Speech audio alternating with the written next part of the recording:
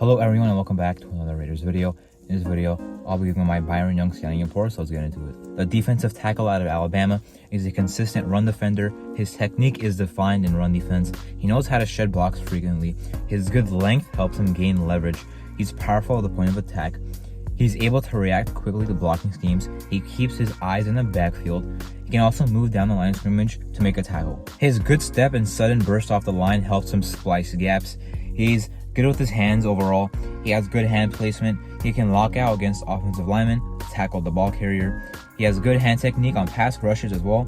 He's also open to using counters, which is kind of more rare for a defensive tackle. He has a good pass rush arsenal for a defensive tackle.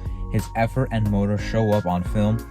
He's about an average tackler and has about average awareness. Now, he's not the greatest athlete. His change of direction is kind of slow. He has heavy feet, which also causes slow lateral movement. Byron Young is a solid defensive lineman with a high floor. He will bring instant pass rush to the Raiders and will become at least an average starter by year 2. His run defense is already good, and he has true pass rush upside, which should make him a 3-down player in the NFL in his future. I think he has true round 3 talent, and I like him more now than before I watched the film. Now, as for the games I watched, to rank best to worst: LSU 2022, Ole Miss 2022, Tennessee 2022, Mississippi State 2022, Arkansas 2022, Texas 2022, and Auburn 2021. Now, as for what Byron Young will bring to the Raiders D-line in year 1, he'll definitely bring an impact, 3rd round pick. That's what you expect him to do. But he might not exactly start. We will have to see, because Bilal Nichols is pretty much the lock to be the 3-tech starter, and that's exactly where Byron Young will play. I know he played some, edge at Bama, but that's not what he'll do in the league at 295 pounds pretty much. So he'll be a D-tackle 3 technique.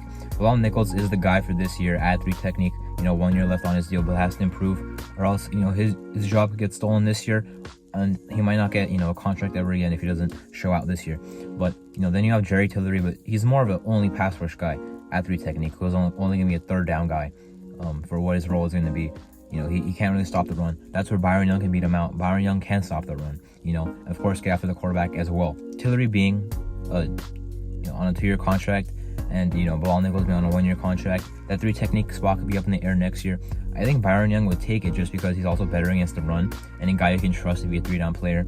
But after this year, he won't start, I don't think, but we'll get a lot of good playing time. Same as Tyree Wilson, won't start over Chandler Jones, at least not right away, but we'll get play time.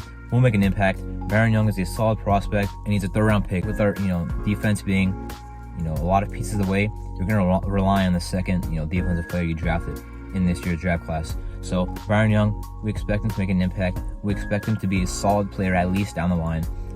I kind of liked him more after watching the film. Of course, I graded the pick a C+ at the time because I didn't really like the value. I was very surprised that they took him there. But after watching the film, he's a little bit underrated, so I'm kind of fine taking him there at 70th overall. Anyway, that was my Byron Young scouting report. I'm Marto, and thank you for watching.